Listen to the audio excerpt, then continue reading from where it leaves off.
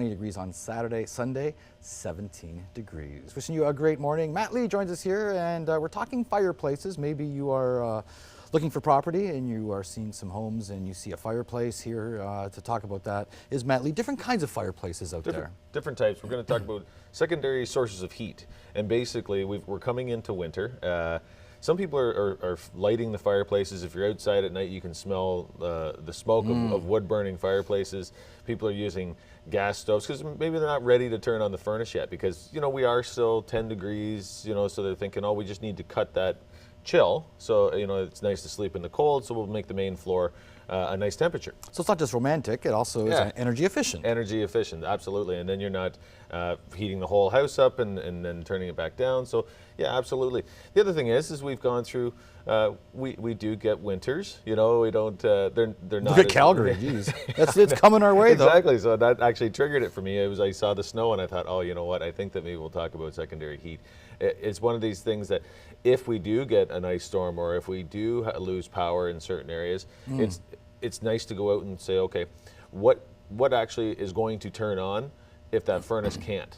Right. So I mean, what we're looking at is we're looking at different sources of heat that you can light in your house if for some reason the transformer goes down the street. So, well, there's some rustic ones out there, beautiful ones. There's some modern ones. We'll take a look at it right now. So this is actually a new cook stove, but it's actually designed like an older cook stove. So it's an airtight, and it does have the lifters on the top, but this is in a farmhouse that they can use to boil water. This is actually a wood stove that is a freestanding airtight. They do produce a lot of heat. That is the #1 style if you were going to use it for a heat source, is what I would say. It's got you got 5 sides exposed, and then the pipes going straight up. So therefore, you're generating radiant heat off of everything. So I think that's the best. And I mean, having the glass in the front just makes it look nice. Yeah, and professionally installed too. Oh yeah. So you carbon monoxide in some cases. Absolutely, and you actually have to have a wet certificate, which is a wood energy technician sign off on this. If it doesn't, and your insurance company doesn't know about it, and your house burns down, you're not covered.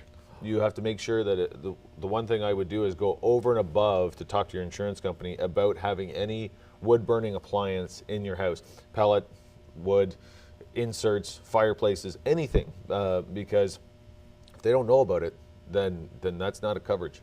Wow, very important information. Absolutely. There. Okay, let's take a look at some more fireplaces here. So you've got a fireplace that they have a gas insert. You know, they do have blowers on top and bottom. They're beautiful, and they're probably 60% efficient, 50% efficient. They're very nice looking, but it's not radiant. Okay. This is a gas fireplace that is a freestanding airtight that looks like the wood. Again, it's radiating off of all sides, and this is a pellet stove.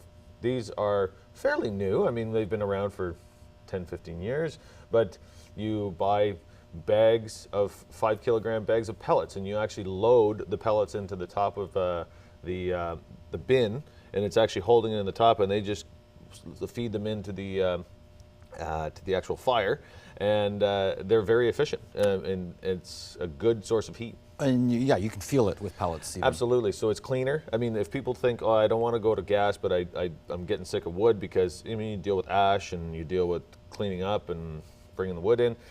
Pellets are a good change, because you can actually go out to the garage and take a bucket and set it there, and you can actually feed those in and still get that source of heat. What are the pellets made from? Softwood. So you're getting anything that's kind of excess lumber mills. They compress them. They send them off, and they compress them into these little tiny pellets, and they're making money off of their scraps. Wow. Yeah, so it's great. Ingenious too. Yeah, absolutely. So I think it's a great source of heat, and it works really well. Okay. Well, you know, not just the fireplaces look good, but they can also be energy efficient and save money down the road as well. Yeah, and I think that's the main thing, is just be ready for what is to come for winter. It's around the corner. That's right. Yeah. So. And also, don't forget the first fire of the season. Don't forget the flu.